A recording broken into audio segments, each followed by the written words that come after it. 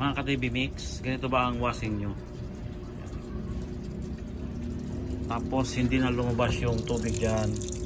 Yung tubig na yan, hindi na siya lumalabas. Kahit anong gawin nyo sa ayaw nang lumabas.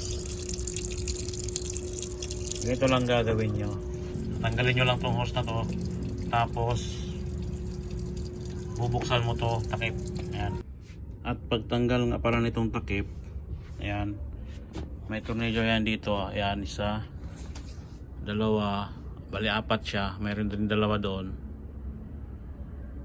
At maangat na yan. Tapos tanggalin mo yung solenoid dito. Ayan yung solenoid. Ayan, tatanggalin mo lang yan. At papalitan mo lang. Kahit magkabliktaran yung wire nyan, okay lang. So may to, yung sa may trip na yan dyan, may solenoid sa loob. Dalawang tornilyo lang yan, tatanggalin mo lang yan. Pag nabunot mo na yan, papalitan mo yung solenoid. Nabibili yan sa online, sa Shopee, sa Lazada. Marami yan sa Lazada, Shopee. Yun lang solusyon, yun lang papalitan nyo. Yung wire na dalawa doon na wire, kahit magkabaliktaran pagkabit yun, okay lang, walang baliktaran. Kaya madali lang ang solusyon dyan, para hindi kayo matatakot. Tapos pagbalik naman, kung paano nyo tinanggal, ganun pa rin pagbalik.